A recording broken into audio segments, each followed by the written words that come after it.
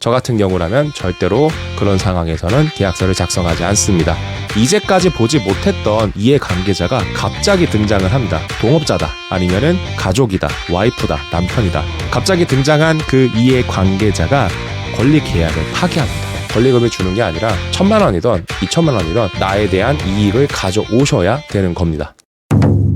끝날 때까지 끝난 게 아니다. 뉴욕 양키즈의 전설적인 선수 요기 베라가 한 말인데요. 상가 계약에 있어서도 똑같이 적용되는 말이죠. 끝날 때까지 끝난 게 아니다. 부동산에 가서 물건을 소개를 받고 임차 조건이 내 투자금 안에 들어오고 면적, 상권, 입지 여러 가지 요소가 내가 찾는 어떤 상가와 적합하다고 생각이 들면 우리는 권리계약과 임대차 계약을 진행하게 됩니다. 상가 계약의 끝은 계약서를 작성을 하고 임차인과 임대인에게 계약금을 건네는 그 순간이죠. 사실 계약서를 작성하기 전까지, 이 계약금이 넘어가기 전까지는 어떤 일이 발생될지 아무도 알 수 없습니다.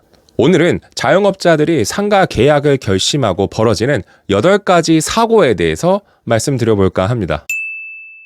오늘 하는 이야기는 창업을 준비하는 모든 분들이 꼭 알아야 할 내용이고요. 딱 8분만 집중해서 제 이야기를 들어주셨으면 좋겠습니다. 제가 먼저 타임라인을 한번 정리해 드릴게요.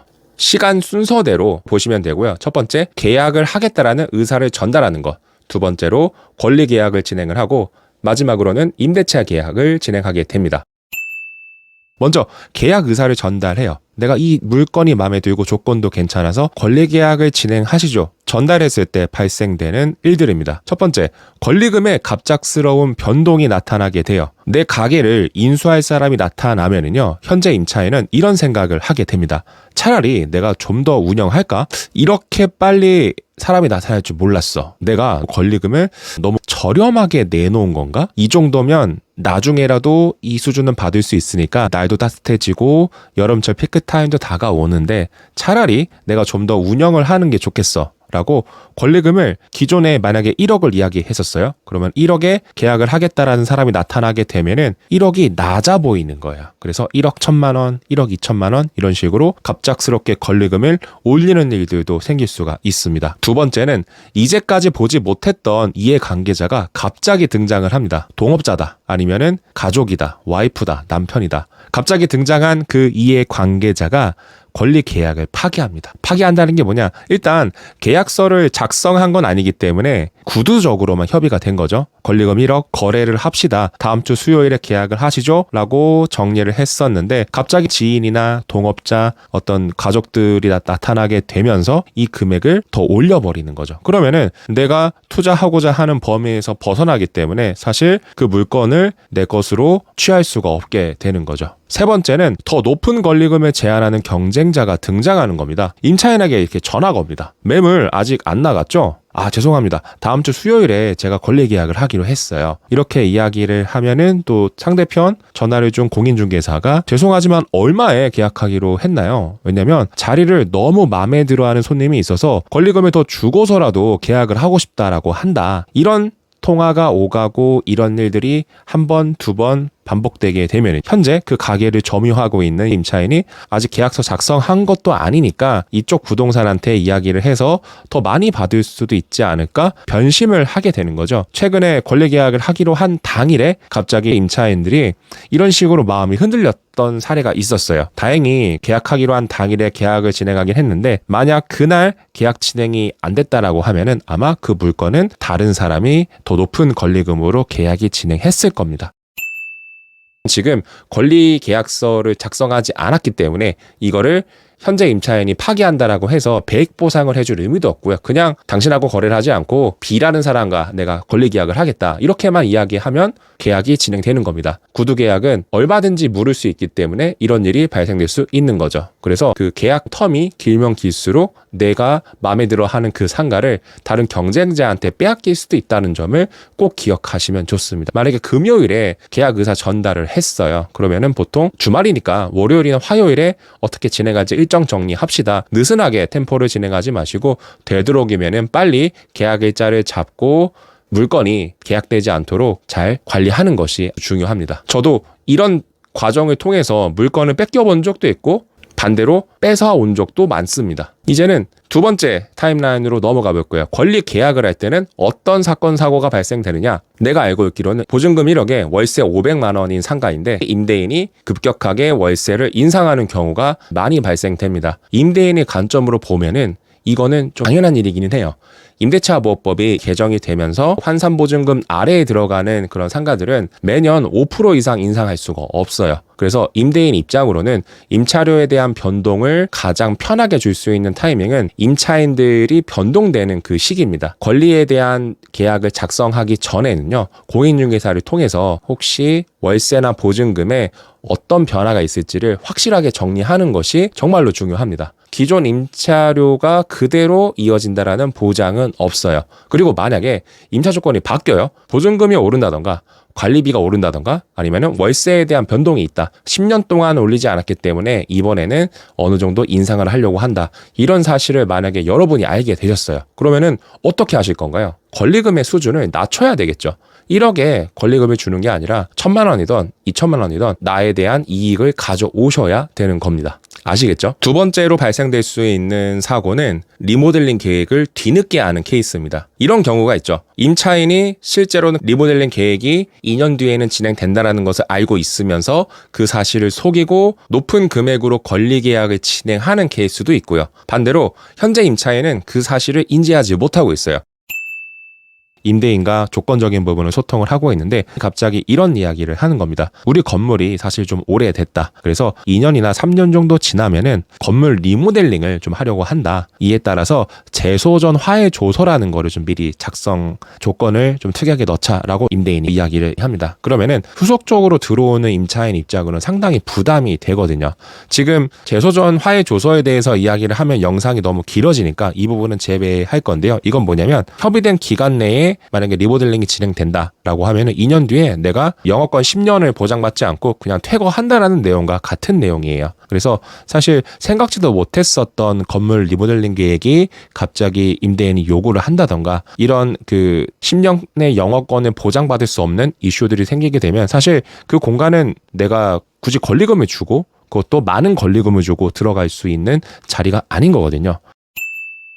세 번째 타임라인으로 넘어왔어요. 권리계약까지 안전히 진행을 했어요. 그러면 우리 입장으로 어떻습니까? 거의 계약이 끝난 거나 다름이 없죠. 권리계약까지 했기 때문에 또 다른 경쟁자가 나타나서 계약을 뒤엎기에는 권리금을 배액 보상해야 되기 때문에 사실 안정권이라고 볼 수 있습니다. 하지만 이렇다 하더라도 계약이 불발될 수 있는 사고는 엄청나게 자주 발생됩니다. 잘 들어주세요. 사실 임대차 계약을 진행하는 이 순간에도요. 아까 앞서서 말씀드렸었던 권리계약 전후에 발생될 수 있는 그런 사고가 똑같이 발생됩니다. 제가 직접 겪던 부분인데요. 자리가 너무 좋았어요. 고깃집 할 자리를 찾고 있었는데 40평 정도 면적에 권리금이 3,000만 원 수준이었어요. 인근 시세보다 훨씬 낮은 금액이었었고 공간도 넓고 내부 집기를 재활용할 수 있는 부분들도 많았기 때문에 상당히 좋은 조건이라고 생각을 했고 그래서 권리계약을 먼저 진행을 했습니다. 그런데 권리계약을 진행한 후에 임대차 계약에 대한 협의를 진행하는 과정 중에 이 사실을 알게 됐어요. 이 건물주가 리모델링 계획을 하고 있는 거였습니다. 그래서 이분은 후속 임차인이 나타나게 되면은 특약 조건에 건물이 오래돼서 2년 정도 지났을 때 건물 리모델링을 진행할 거다. 그래서 이에 따른 재소전 화해 조서를 작성해야 된다라는 게 특약사항에 들어가는 임대인이었습니다. 현재 임차인이 그것을 일부러 속이고 이야기를 안 했던 거죠. 임대인과의 임차 조건이라던가 건물 인테리어에 관련된 이야기를 나누고 협의를 진행할 때 자연스럽게 알 수밖에 없는 내용인데 굳이 그 내용을 속였던 거예요.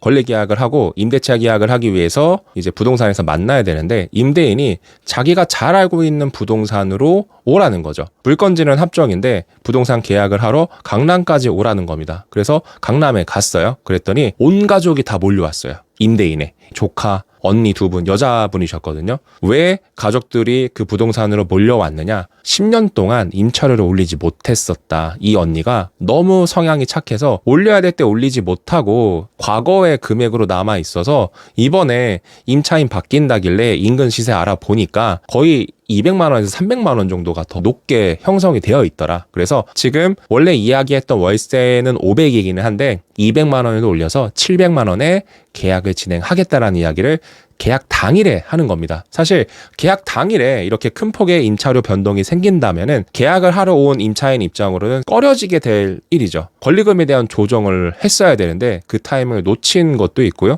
애초에 그 정도 월세라고 하면은 다른 매물을 선택했을 수도 있는데 그 타이밍을 놓칠 수도 있는 거고 여러 가지 문제점들이 생기는 부분이었어요. 그런데 그 당시 그 매물 같은 경우 계약을 진행을 했어요. 진행했던 이유는 실제로 인근 시세보다 저렴한 상태의 월세 수준이었고 200만 원이 인상된다 하더라도 나쁜 금액이 아니었거든요. 공간이 가지고 있는 메리트가 충분히 있었기 때문에 계약까지 진행이 됐었고요. 그리고 원래 주기로 했던 권리금에서 3천만 원을 인하를 한 후에 이제 권리계약도 좀 다시 작성을 하는 그런 일이 있었습니다. 권리계약 때 발생됐던 이런 일들이 임대차 계약서를 쓰는 당일에도 갑작스럽게 발생될 수가 있어요. 그리고 두 번째로 어떤 일이 또 벌어질 수 있냐. 부모님이 물건을 가지고 있어요. 부모님이 소유자죠. 근데 소유자가 나오지 못하시는 거예요. 연세 때문에. 그래서 건물을 관리하는 아들이 대신 나옵니다. 그런데 문제가 위임장도 없고 그리고 증빙 서류가 아무것도 없어요. 그러면은 여러분 계약하실 겁니까?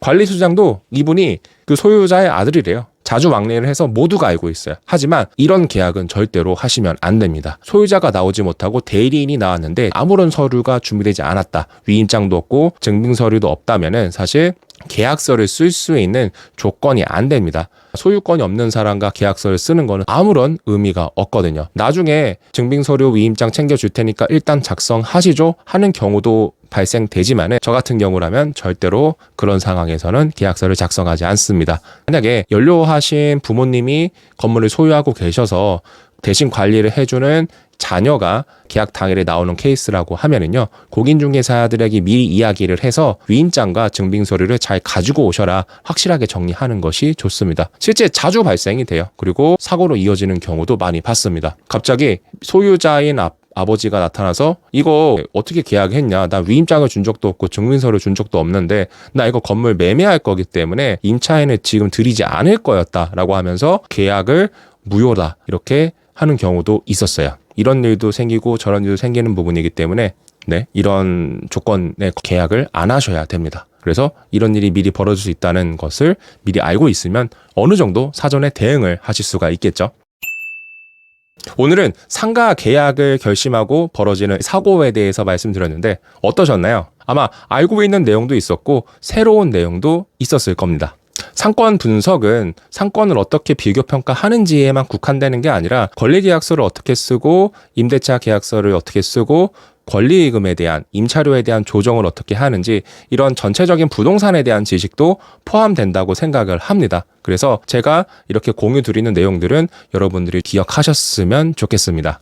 부자창업 스쿨에서는 매월 2회의 상권 분석 라이브 세미나를 진행하고 있습니다. 이 라이브 세미나를 통해서 서울 25개 구에 대한 상권 요약 정리를 진행하고 있는데요. 지금도 200명이 넘는 대표님들과 함께 상권 분석을 공부해 나가고 있습니다. 관심이 있으신 분들은 고정 댓글에 커뮤니티 링크를 남겨놓을 테니까 얼마든지 편하게 들어와 주시면 되고요. 5월 8일 수요일 21시에는 양천구 상권에 대한 세미나가 진행이 됩니다. 관심 있으신 분들은 꼭 링크를 통해서 들어오시면 좋을 것 같아요. 상권 분석 더 이상 감으로 하지 않으셨으면 좋겠습니다. 분명히 미리 준비할 수 있는 영역이라고 생각을 하고요. 제가 전체적인 부분을 다 알려드릴 테니까 저를 믿고 잘 따라오셨으면 좋겠습니다.